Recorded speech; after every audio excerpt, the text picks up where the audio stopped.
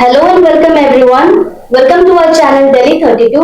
मैं हूं आपके साथ सुनैना और आज हमारे साथ फोर्टिस हॉस्पिटल से डॉक्टर राहुल गुप्ता जी हैं। डॉक्टर राहुल गुप्ता जी एक सक्सेसफुल डॉक्टर हैं जिन्होंने 12,000 प्लस स्पाइनल सर्जरीज की है। तो आइए हम डॉक्टर जी से कुछ खास बातचीत करते हैं। Sir, welcome to our channel. नमस्कार। First of all, tell us something about your surgeries that you've completed till date. So I'm a neurosurgeon and I work in Fortis Hospital, Noida. I'm here for last almost 12 years now. Before that, I was in a government hospital, that is GB Pant Super Specialty Hospital, that is the super specialty hospital of the Delhi. And I was trained at PGI Chandigarh for brain and spine surgeries. And now we are doing all type of brain and spine surgeries at Fortis Hospital, Noida. Till now, I have personally done more than 12,000 brain and spine surgeries over a span of 22 years. That is my career in professional career in neurosurgery. और अगर हम बात करते हैं brain और spine surgery की, तो brain में vascular surgery, brain tumour surgery, trauma surgery और ब्रेन हेमरेज इनकी सर्जरी मुख्य है। इसके अलावा स्पाइन की हर तरह की सर्जरी, गर्दन की सर्जरी, क्रेनियोवर्टिबल जंक्शन यानी सबसे ऊपर वाले हिस्से से शुरू होके फिर उसके बाद धड़ में थोरेसिक स्पाइन की सर्जरी, लंबर स्पाइन की सर्जरी, सैक्रम तक की सारी सर्जरीज हम लोग रूटीन में यहाँ पर करते हैं।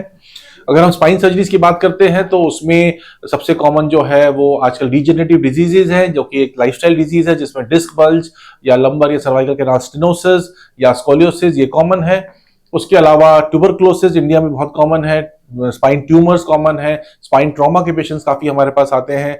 और इसके अलावा कुछ पेशेंट्स ऐसे जिनको कंजेनाइटल यानी जन्मजात बीमारियां हैं, मेनिंगोमाइलोसिल। अगर हम बात करते हैं स्पाइन सर्जरी की तो 3-4 बच्चे ऐसे हैं जिनकी उम्र 48 घंटे से कम थी और हमने उनकी स्पाइन सर्जरी करी थी क्योंकि उनके रीढ़ की हड्डी में फोड़ा था जिसमें से कि फ्लूइड लीक कर रहा था, तो उनको इमीडिएट रिपेयर की जरूरत थी। सर, हमें बताइए ये जो स्पाइनल सर्जरी है ये कितनी, इसकी इम्पोर्टेंस कितनी है और क्या ये बिना मेडिसिन के ठीक हो सकती है या नहीं? तो अगर हम बात करते हैं स्पाइन प्रॉब्लम्स की, तो स्पाइन प्रॉब्लम एक तो हो गई जैसे ट्यूबरक्लोसिस, जो कि एक इन्फेक्शन है जो किसी को भी हो सकता है, इसमें किसी का बस नहीं है। हाँ, हम अगर हाइजीन मेंटेन करेंगे तो हम ट्यूबरक्लोसिस से बच सकते हैं। अगर हम ट्यूमर की बात करते हैं तो ट्यूमर तो एक गॉड गिफ्ट है जिसके बारे में किसी को नहीं पता कि क्यों होता है। अगर किसी को ट्यूमर होता है, सिम्टम्स है, डिटेक्ट होता है तो उसकी सर्जरी जरूरी है, कंपलसरी है, कई बार मेडिसिन से भी ठीक हो सकता है। अगर हम कंजेनाइटल डिजीज की बात करें, जन्मजात डिजीज है, तो उसमें भी हमारे पास सर्जरी के अलावा कोई और विकल्प नहीं है। फिर हम बात करते हैं ट्रॉमा का। हाँ, डेफिनेटली अगर ट्रॉमा हुआ है, हड्डी का फ्रैक्चर ज्यादा है और उसको हमें स्टेबलाइज करने की जरूरत है ताकि पेशेंट को जल्दी जल्दी मोबिलाइज कर सके, या फिर कोई नस दब रही है उसको छुड़ाना चाहते हैं तो उसमें भी हमें सर्जरी करनी पड़ेगी। अब आता है एक इंपॉर्टेंट एस्पेक्ट, वो है डिजेनरेटिव डिजीजेज या लाइफस्टाइल एसोसिएटेड डिजीजेज, जैसे डिस्क बल्ज हो गया या मसल स्पैज्म हो गया या फिर कैनाल स्टेनोसिस हो गया, नसें दब रही हैं, स्पाइनल कॉर्ड में दबाव है। उस केस में हम सर्जरी से बच सकते हैं। फिजियोथेरेपी, मेडिसिन, प्रिकॉशंस, इन सब चीजों से हम उसको ठीक कर सकते हैं। और अगर इन सब से ठीक नहीं हो रहा है, डिजीज प्रोग्रेस कर रही है, प्रॉब्लम बढ़ती जा रही है, तो हमें सर्जरी का विकल्प लेना पड़ता है, जिसकी जरूरत 1 से 2% केसेस में पड़ती है। और सर, स्पाइन सर्जरी के बाद पेशेंट्स को कितना वक्त लगता है दोबारा रिकवर होने में? स्पाइन सर्जरी के 2 एस्पेक्ट है। एक एस्पेक्ट है हड्डियां, मसल्स, लिगामेंट्स, और दूसरा एस्पेक्ट है नर्व्स और स्पाइनल कॉर्ड।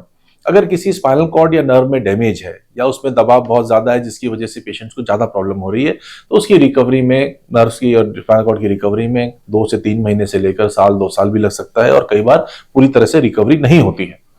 तो अगर हम बात करते हैं उनके हड्डियों में प्रॉब्लम है या उनके लिगामेंट्स में, मसल्स में प्रॉब्लम है, तो डेफिनेटली अगर एक अच्छी सर्जरी हो जाती है, एक सक्सेसफुल सर्जरी हो जाती है, तो महीने 2 महीने में विद हेल्प ऑफ फिजियोथेरेपी वो पेशेंट अपने नॉर्मल रूटीन में आ सकते हैं। कुछ पेशेंट्स हैं जो 15-20 दिन में भी रिकवर हो जाते हैं और कुछ पेशेंट्स को 3-4 महीने भी लग जाते हैं।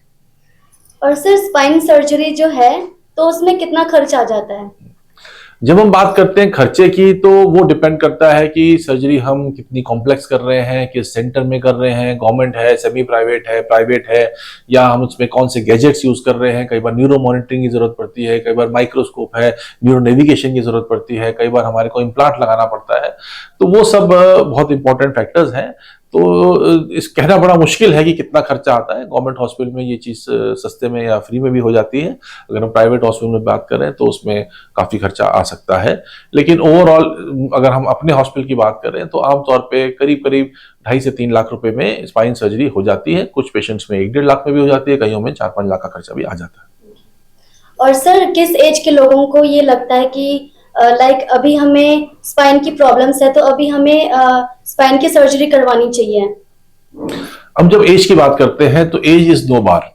कुछ पेशेंट्स हैं जो बच्चे हैं जिनको की स्पाइन में प्रॉब्लम है, उनको भी सर्जरी करानी पड़ती है। कुछ लोग हैं जिनकी उम्र 20-30 साल है और उनको स्पाइन की प्रॉब्लम ज्यादा है, जिससे उनकी क्वालिटी ऑफ लाइफ इफेक्ट हो रही है, जिसमें कि वो अपने काम पे नहीं जा पा रहे, मेडिसिन बहुत ज्यादा लेनी पड़ रही है, रेस्ट करना पड़ रहा है, उनकी लाइफ खराब हो रही है। तो उस केस में अगर सर्जरी से फायदा हो सकता है और डॉक्टर रिकमेंड करते हैं तो उन्हें सर्जरी करानी चाहिए।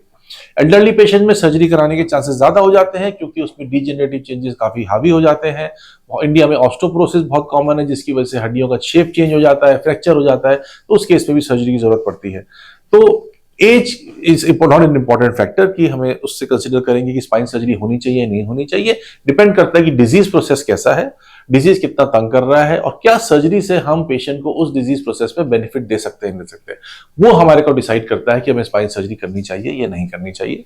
डेफिनेटली कुछ पेशेंट्स ऐसे होते हैं जिसमें कि हम डीजेनरेटिव चेंजेस हैं और हम वेट कर सकते हैं, तो डेफिनेटली वेट करने में फायदा है, सर्जरी टल सकती है। पर उस केस में अगर हम ज्यादा सर्जरी को टाल देते हैं और पेशेंट जो अभी फिट है सर्जरी के लिए, हो सकता है 2 साल बाद, साल भर बाद फिट ना हो सर्जरी के लिए, तो बेटर है कि अगर डिजीज प्रोग्रेस हो रही है और हमें पता है कि बिना सर्जरी के ठीक नहीं होगी, तो हमें सर्जरी पहले ही कर देनी चाहिए। बहुत बहुत शुक्रिया सर, इतनी सारी इंफॉर्मेशन हमें हमारे साथ शेयर करने के लिए। तो ये थे डॉक्टर राहुल गुप्ता जी हमारे साथ। जुड़े रहिए हमारे साथ दिल्ली 32। नमस्ते।